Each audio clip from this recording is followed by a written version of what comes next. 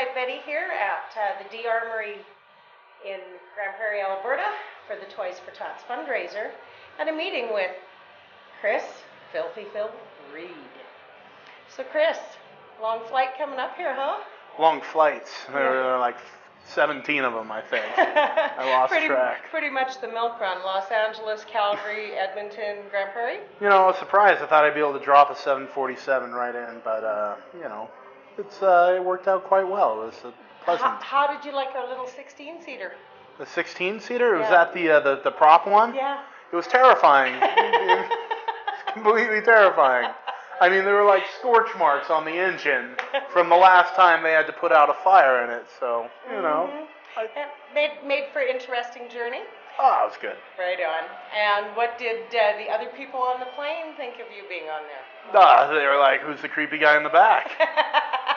I mean, there were only like 6 of us on there, so it worked out all right. Pretty mellow. That's a good thing. So what brings you up to Grande Prairie? How did you end up coming to our fair city? Well, Joe with the Toys for Tots folks reached out to me and asked if I'd like to come up and do an appearance, and we got it done, and we're here, and it's awesome. Right on. And have you had a chance to see much of our fair city? Not at all, unfortunately, and I don't think I'll be able to. It's kind of one of the unfortunate things about having a shoot schedule, is that it's hard to schedule days in and know my schedule. So you can't really schedule a flight in advance. We had to schedule it for a Saturday morning, which meant I left LA around 9 o'clock and got here at almost 7. So unfortunately, it was pretty much straight from the airport to the hotel and here. Mm-hmm. And the reason you chose for Toys for Tots, is there some kind of a special connection there for you? Not especially. I mean, it was a good cause, and they reached out to me, so okay, that's wasn't great. doing anything on the weekend. Well, let's talk about Filthy Phil now. SOA has become kind of an icon in the biker community in a very short order, and you're taking on a little larger role this year. Yeah, they've patched me in. They voted me into the club itself, so I'm no longer just a prospect. No longer just serving drinks and cleaning toilets. I get to vote and vote. And do other stuff. You know, there's other things that go along with it, but the big thing is being at the table and have a say in the day-to-day operations of the club. That's a huge thing, and I'm just privileged to be back. That's excellent. Now, tell me, do you do a lot of riding yourself?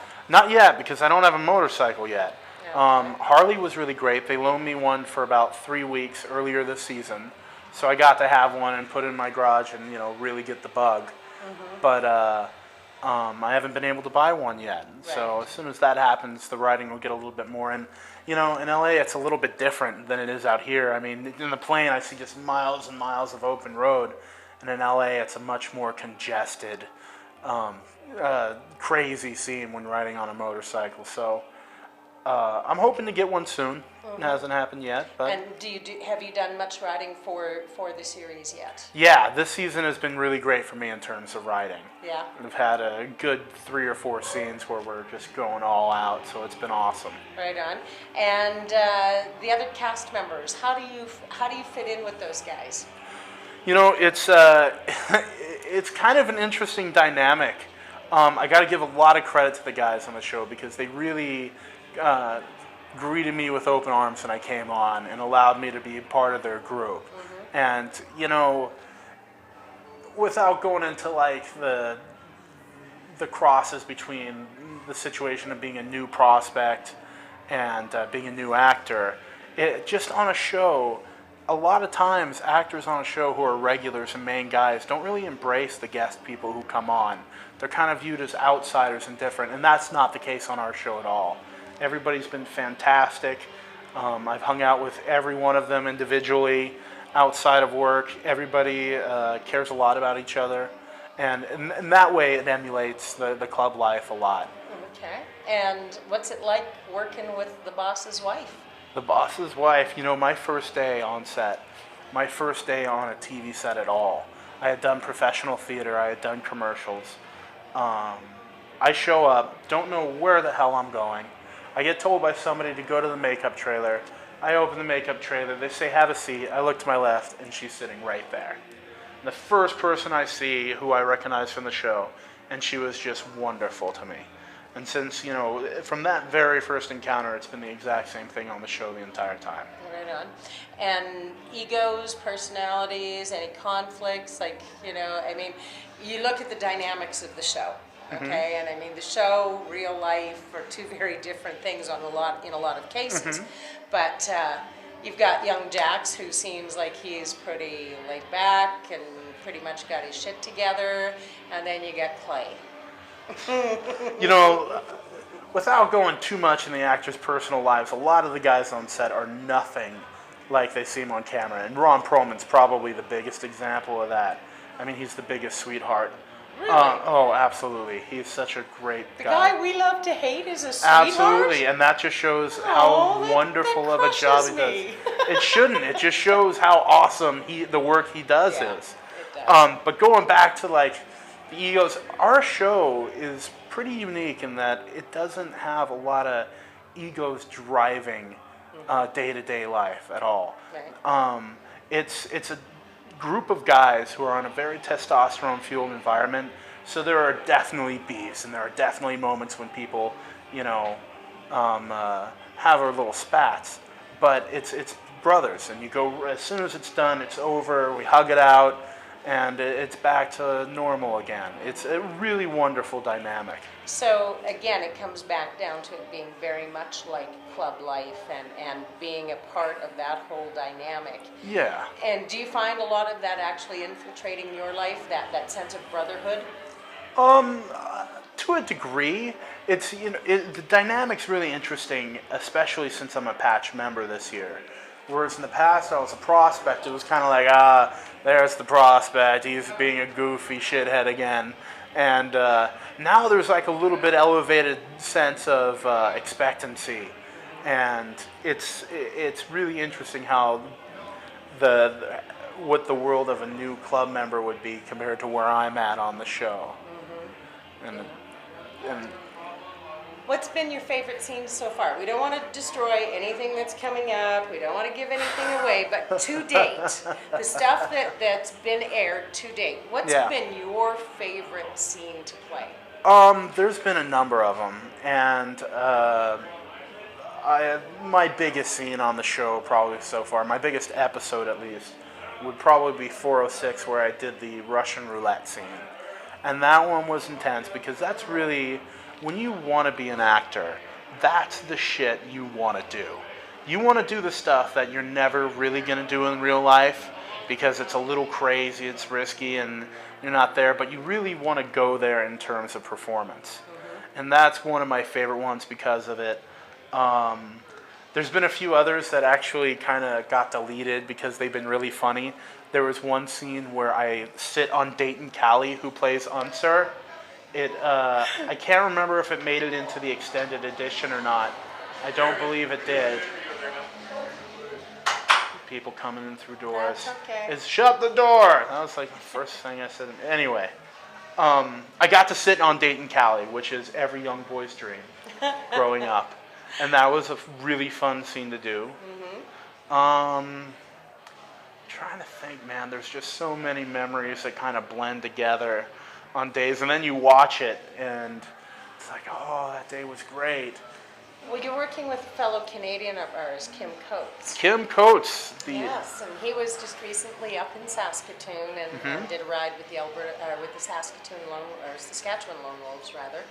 And I've heard that he's another very, very down-to-earth gentleman, very talented man. Absolutely. I mean, and it's hard to say this because there are so many incredibly talented individuals on our set, and there's so many guys that you can learn from, but Kim Coates is really probably my favorite to watch, just because he's not on camera the whole time. He doesn't have the most lines in the scene.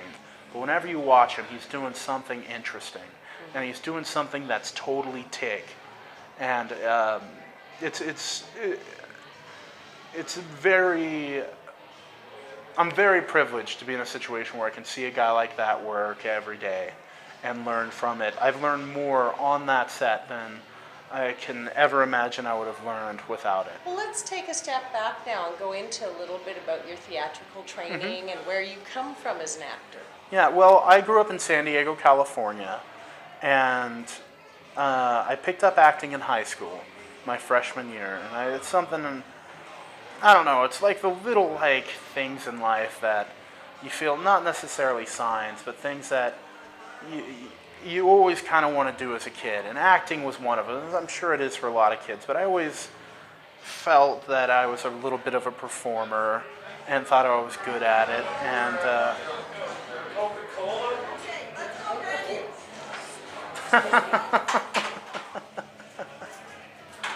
I believe he said Dolta-Cola, which I'm sure is a Canadian soda pop brand.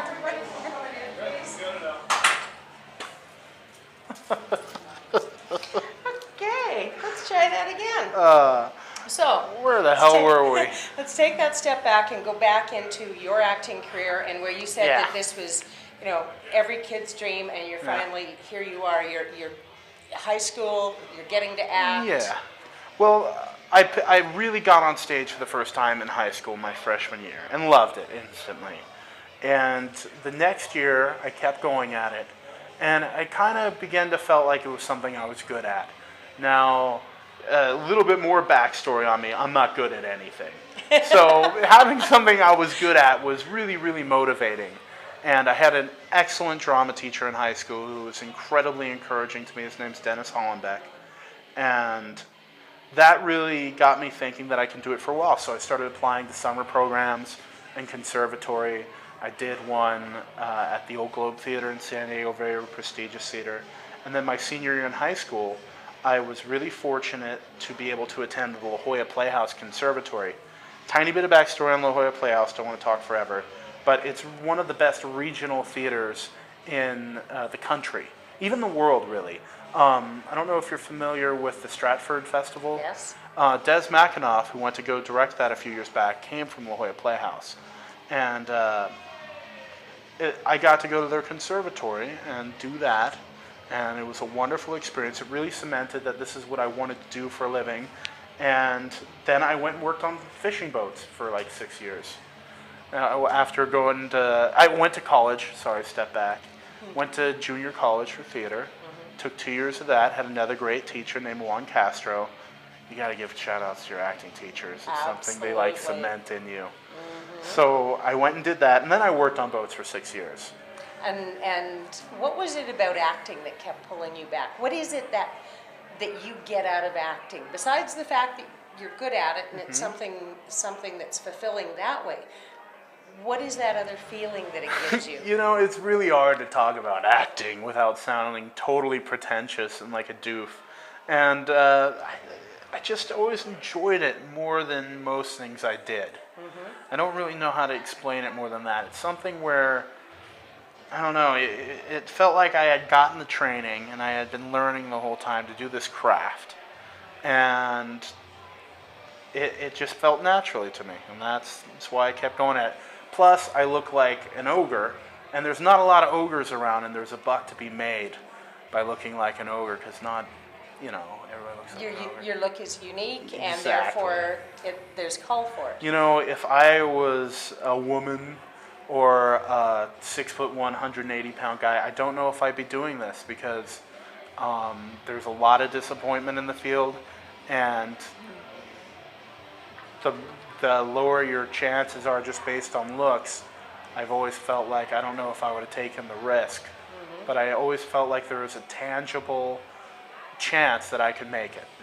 And here you are, finally in the position where you can actually make a living doing something you enjoy. Yes. And you're looking forward to being able to afford your own motorcycle now? Eventually, yeah, it'd be fantastic. How long have you been riding? I have been riding since about a month after I got the job. So the job spurred you into learning how to ride? You had to go and take your training? Yep, I did the little safety ed course. I had really no idea or interest in riding before the show. I had learned to ride a bicycle while being an unemployed actor like 6 months prior to getting the job, really. Okay. So I went from being barely manageable on a pedaled bike to being like, okay, now you're cast on a show where you have to ride like a motorcycle club member.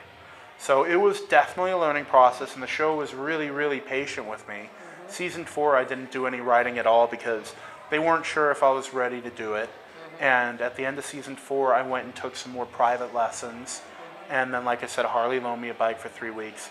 And after that, I've been incredibly comfortable ever since then and really started to enjoy it. And so now, have you got the motorcycle bug as well? Big time. I mean, every day on Craigslist, I go, I look, I see what's available.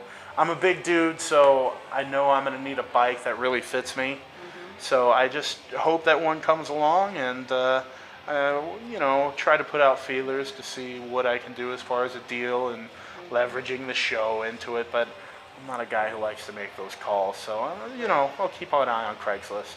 Well, you just never know what might come out of it, right? It's true.